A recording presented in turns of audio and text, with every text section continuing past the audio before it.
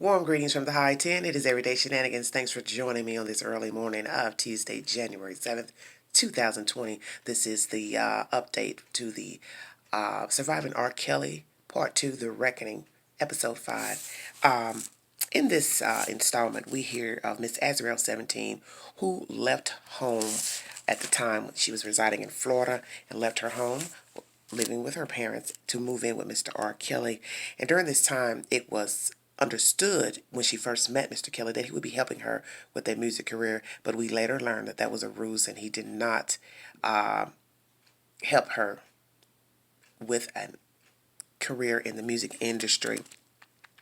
Her family naturally tried contacting her and were worried about her well-being with Mr. Kelly because once she left, she did not have contact with her family. And there came a time when he came to town or was in the area for a concert, and the mother and brother attended the concert in hopes to see Azriel, in which she was there. She was up on the stage in the background, and they were able to get close to her. Security saw this meeting and they broke it up and manhandled the mother, and the mother and brother were taken into custody by the police. So you see, it ended up being a very serious situation with these people trying to get some form of contact with their child. Now, during this installment of this series, you do not see Mrs. Clary in any of the footage. I do not know what has happened as far as her not wanting to go on camera or in an interview. I don't even know if how things are with the family, but we do know it was stated that the marriage has suffered immensely due to the fact that this lady could not have contact with her child. So her child being with Mr. Kelly obviously caused some damage in this family dynamic and the marriage of the Clarys. The brother wanted everyone to know that the social media had been very cruel to their family in assuming that they knew what transpired, and he said that people had said very hateful things about the family, death threats and ugly comments, and he felt like it wasn't fair to his family because they were her family and they were concerned about her well-being. And naturally, people took to social media ranting and raving and using profanity and death threats against these people because they assumed that they were in this for the money for the child. But of course, that father let that be known that it was not anything of monies involved either for his child. As for the Savages, we all know that they stayed in the media a lot, trying to get their child, trying to meet up with their child. There was a time when they were at an office, a lawyer's office, to talk to Miss Jocelyn, and the children got on the line, the two daughters, and of course she was stunned. You could hear it in her voice. She was stammering, quiet, and basically her wordings was very short. And you could hear the daughters, trying to speak to her sisters, and she was avoiding them. So she says, put her back on the phone, which was the mother, which I thought was very mean-spirited because this is your mother who is your mother and was there before you met Mr. R. Kelly. And I just thought that was mean because I'm sure that was very hurtful to the mother. So the mother gets back on the line and she basically is just telling her, I'm okay, everything's okay. You need to know that I'm happy. Everything was short. And then naturally the phone call dissipated. So then they traveled to Chicago at one point to try to contact her at the Trump Tower. They went there, went upstairs. The young daughter was able to go in with the police because she had called to do a welfare check and was sent back down basically saying she was not there. Now, naturally, she probably was, but Mr. Kelly wasn't about to let her family, even her own sister, see her and have any contact with her. During this installment, Mr. Savage wanted it to be known that he never asked Mr. Robert Kelly for any money on behalf of his child or himself or family. He never received money from Mr. Kelly in lieu of $20,000, and nor did he sell his daughter, Jocelyn Savage, to Mr. R. Kelly. No monies were ever exchange between Mr. Savage and Mr. Kelly, and he wanted to make that clear during this documentary. Naturally, Jocelyn had friends who were very close to her, who was a writer and composer at the time when before she left and moved in with Mr. Kelly. And there was a time when Mr. Kelly had asked her to fly out to Oklahoma, which when she did, got to the hotel, that's when he wanted to have sex with her. She obliged, not wanting to. She confided this into her friends who were very close to her. And they basically knew everything that was going on between she and Kelly when her parents did not. And those two friends made it clear in this installment that had Mr. Savage known that Joycelyn was messing around with Mr. Kelly, had any type of sexual contact, that he would have tried to put a stop to it and would not have allowed it. But naturally, she kept it a secret. Eventually, the parents found out that she had relations with Mr. Kelly, and he told her to focus on her schooling. And this is when she had returned from Oklahoma at that time. And they thought she was in school, but she had dropped out of college, moved out of her dorm, packed up everything, and ultimately moved in with Mr. Kelly. And over the years, this family had tried adamantly to stay in contact, hire an attorney to navigate meetings with she. And of course, you all know how that played out over the past 3 years. Now, Asante McGee, also one of the ladies involved with Mr. Kelly, basically says that she's afraid to even hear his voice, and she does not want to ever see or hear from Mr. Kelly. Then there's Lizette Martinez, who also was very distraught during her interview, and she was basically saying the same. She didn't care, about him as far as, she didn't want anything bad as far as maybe jail. He needs some help. That's basically what she's saying. He needs help. But she feels bad that he's done all the things he's done and, not showing any remorse for the deeds he's done against women and children. But she really, I guess, wants him to seek help if he can find some help. Okay. I'm going to give you an update on the ladies thereafter. Asante is now, well, let me say this. She wants people to be mindful of what transpired with Mr. Kelly and different women, and not to do victim shaming, because you do not know the circumstances of each woman and their involvement with Mr. Kelly, and that it is not fair to them to judge them and assume you knew what happened, and that it could be your daughter, sister, or whomever that would have had involvement with Mr. Kelly, and you wouldn't want people to mistreat and judge them. Miss Asante is releasing a memoir. She runs a nonprofit, and she does speaking tours. Tiffany, who was Girl One, who ultimately was the first one to come out and sued him for a non-disclosure settlement, is married, has a baby, had a baby, which at the time may have thought it was Mr. Kelly's, but it was not back then. And she has 2 kids, a master's degree, and works in the medical field, because I don't think I disclosed that in the last video, that at one time she was pregnant and had approached Mr. Kelly, and he basically was letting her know he didn't want to hear any talks of a baby.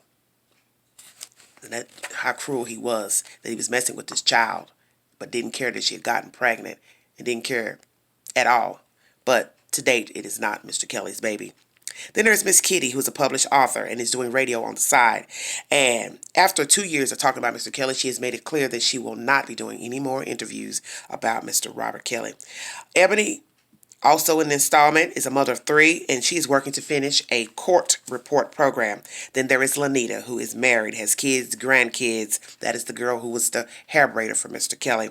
She is now a full-time nurse and pursuing a master's degree and working as a nurse educator, wants to be a nurse educator, and she also writes poetry every day. Then there's Dominic Gardner. Dominic is pregnant, or will be delivering a child the month of January, and this baby is with her current boyfriend, and she is having a girl. So congratulations to Miss Dominic Gardner. Faith has regained her confidence, or is trying to regain her confidence, and is currently pursuing an acting career and models, and is a beauty and brand ambassador. Then there was Lizette, who is working with a nonprofit to help victims of domestic violence and is attempting to put her life back together. Then there's Mr. Rhonda Pace, who is a pre-K teacher and works with a nonprofit also to educate young girls on abuse. And she and her husband are expecting a girl as well the month of January. And she says that we are still fighting at the time when they were filming this for Azriel and Joycelyn, who were the last 2 ladies left with Mr. R. Kelly. Now, to give you an update on the said information from this documentary and pertaining to Azriel Clary and Joycelyn Savage. Azriel has left the Trump Tower and reunited with her family in December of 19. She is currently on her own and self-sufficient, and she will be revealing her story soon.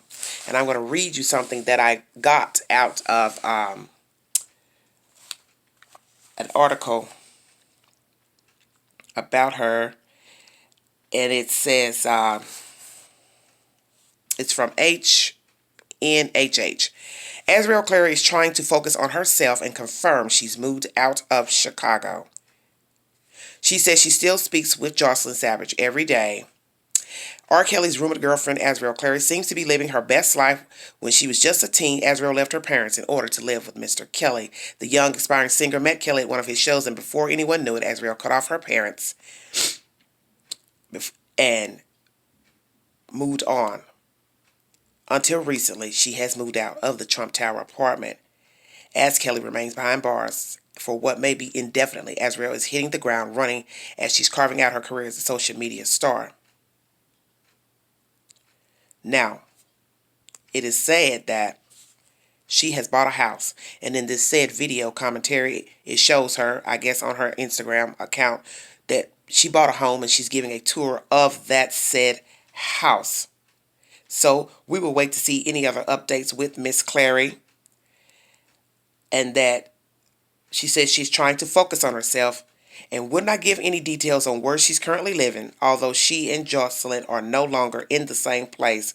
She stated, of course, that she talks to her every day just to make sure that she's okay, and they said that she didn't want to answer any questions about her family or anything relating to Mr. Kelly, and that's where on the Instagram account, she shared the purchasing of a new home. Okay. As far as Joycelyn Savage, she is still to be believed in living in the Trump Tower in Chicago. R. Kelly goes to trial in April of this year, and he faces 26 other state and federal counts related to criminal sex abuse, sexual exploitation of a child, and racketeering. He also has 2 other trial dates this year, and one is pending as I speak. Mr. Clary wanted to make it clear that his daughter, Azriel, is ready to take control of her life, and she has become an independent woman. And Miss Clary, if you notice, if you watched the installment of The Reckoning, Mrs. Clary was not in the interview of this documentary. I do not know why she chose not to be in the documentary, but as I stated during this installment, it was revealed that she and Mr. Clary's marriage has been affected immensely by them missing their child and wanting contact with the daughter. And you can see that once you watch the episodes and see how it also affected their family members and the sisters of Joycelyn, the sister and brother of Miss Azriel. They also give commentary, and you can see that they were missing their sister, and it affected them, and the things said about them on the social media were cruel and unjust to them, because you see, everyone has a side to his story, and no one ever considered the family dynamic and the brothers and sisters of the 2 young ladies with Mr. Kelly. And Mr. Savage also made a promise to his father on his deathbed that he would bring her home, and the father asked him, please get my Joycelyn home. But as I state, she is still at the Trump Tower as we know of it, and has not had any more contact with her family. What I learned from this documentary is what I had already knew of from my viewing different commentary from the ladies, that Mr. Kelly is a grand manipulator, that although he was abused as a child, sexually abused by different people in the family, that he was a tainted soul, and so he went out and exacted the same evil to others. He had a preference for minor children. He basically admitted it in a video interview, and he had no problem with liking young girls, bedding young girls. As for the women who were grown and met Mr. Kelly, I feel like that was their business, what transpired. And we know that just because a person is grown does not mean things go great in a relationship with a man. The only difference in these situations with these adult women is that you heard about it, and it was with a famous person, and it was revealed that they were not treated properly, held hostage, not fed, used restroom, whatever. Everything is up for interpretation. You agree, we can agree to disagree on what allegedly happened with the children and the adult women. But as you see, Mr. Kelly is facing numerous counts, and he has had years of meeting and greeting women, using others and entourages to meet these women, greet these women, hand out his number, get them, meet them alone, bed them, and then in his company, he mistreated them. And as one commenter said below, some people actually think it was okay for him to mistreat the women just because it was his home. Well, that doesn't make any sense, and that's ignorant. What does your home have to do with you mistreating someone, not feeding them, letting them use the restroom? That's idiotic talk, and I don't entertain that type of talk. And I haven't judged anyone in this situation because, as I've stated, all women have made mistakes with men. The only difference is you didn't hear about it because obviously they didn't go tell the whole world what transpired behind closed doors, and the men were not famous. They were not R. Kelly. But we know that misdeeds are exacted upon women and children every day. Every day. That's my update for The Reckoning. And check it out. It's running on Lifetime. And I thank you all for subscribing. And new subscribers and new watchers, please hit the like button and share. And thank you so very much. Until the next update, I will be back. Bye-bye.